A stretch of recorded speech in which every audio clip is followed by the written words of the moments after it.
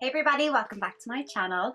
So today's video is dedicated to my friend Annetta because I was with her the other day and I didn't have anything special on my face. I just had like the quickest makeup done ever. It only took me like 2 minutes to do, and she was like, how do you do your contour like that? It's so nice. So I said I would do a video on it. I thought maybe she wanted to know, maybe other people wanted to know. Oh my god, it's so warm. The lights around me and the heat outside. My god, I'm boiling.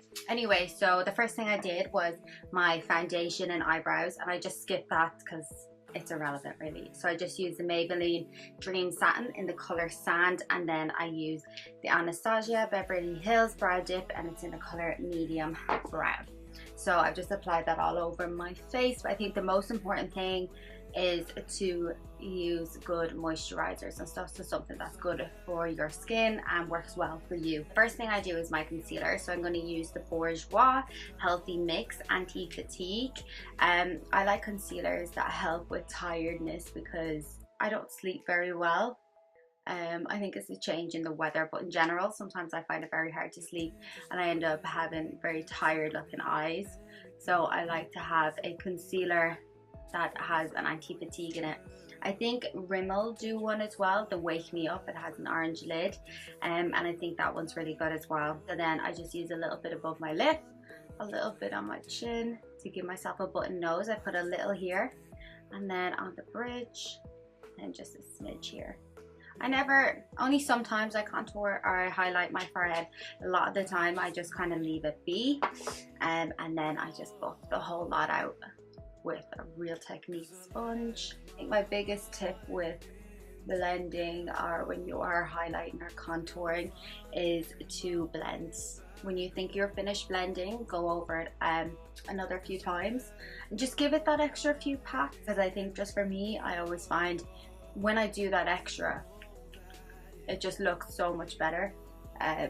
Blending more, I guess. And also when I'm doing my makeup, I try not to give off too much expression, so I try not to laugh or to smile too much, because that's when you smile and when you laugh you're going to give yourself smile lines and you're going to give yourself crow's feet. So if you just kind of look, what's the word, expressionless, that's the right word, and then just do it all, pat it all out, and then when you're finished powdering and everything, then smile. But until then, just try and keep it rest in bitch face all over. So when I'm kind of blending in the concealer to the foundation, or if I was going to contour with a cream contour, I use the flat side that I use to blend out my foundation, because it brings the two colors together and doesn't leave you with any harsh lines. And so then what I do is I powder and bake.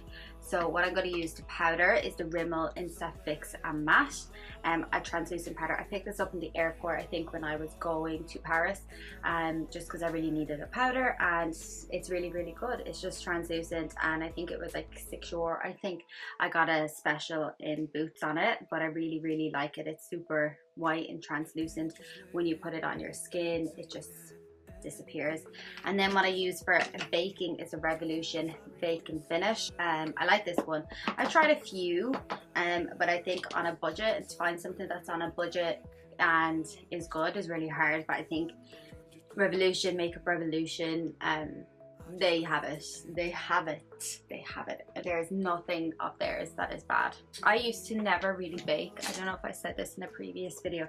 I used to never bake because I always found my under eyes are super dry, and everywhere else in my face is fine, but my under eyes tend to be that bit more drier. And I used to bake, it would like crease, like even down here it would crease and kind of peel off, and would often make my under eyes look dark. So I kind of stopped baking and stayed away from it, because I was like watching NikkieTutorials videos and she looked so cool. She was like baking, leave it on for half an hour and then wipe it off, and it would look really well, but it just wasn't really working for me. An itch on my nose and I don't want the makeup to come off.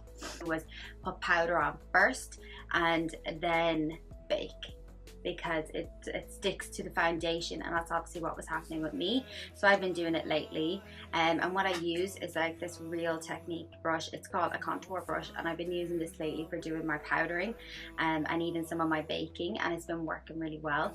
So I just pat this into the skin. Now on a day-to-day, like when I'm brushing in the mornings and stuff, I might just brush it all over, but like in a day-to-day, when I go to work, I don't work anywhere too glamorous at the moment. I just kind of get a big brush and kind of pat it all over. But like when I'm going somewhere in the evenings or on my days off, I do take that few more minutes to do my makeup.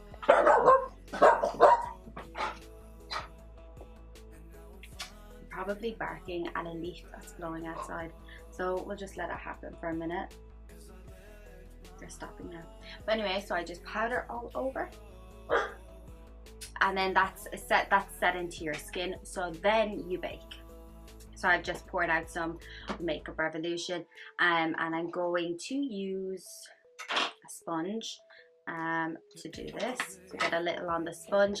And I try, come a little bit closer to show you, I try not get any too close up here, and just because I do have a crease under my eyes, and if I put the powder there, even if I look up and put the powder there, the minute I look down it creases. So I go a little bit up my nose and across, just as far as there. I never go any further, because if you go further over, when you go to highlight,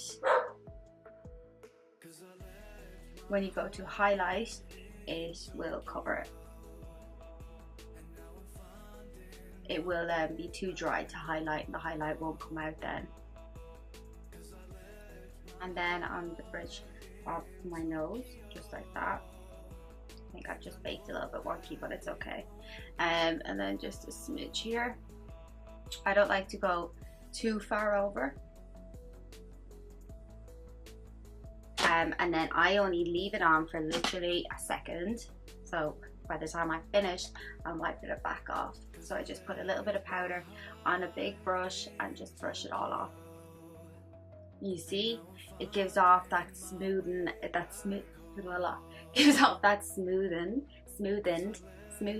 look. And I'll just kind of give the good brush all over when I go to contour anyway.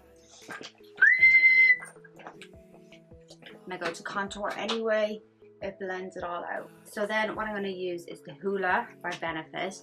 Hands down, this Hoola, or else because when I'm traveling, going places, it's good to find something. I know you can get the mini travel one, but when you're traveling and going places, or even just going away for a night somewhere, it's nice to have an alternative or something else that you like.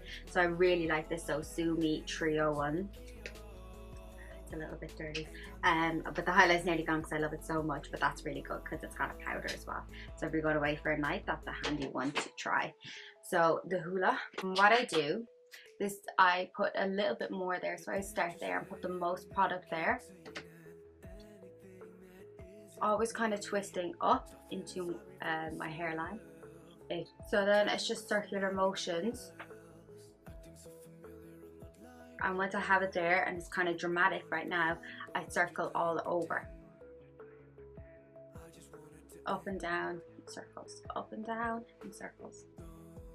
So once that's done, what I do is to do my nose and my eyes is I get a little fluffy brush, and what I do is I brush it into the crease of my eye and just bring it slightly down my nose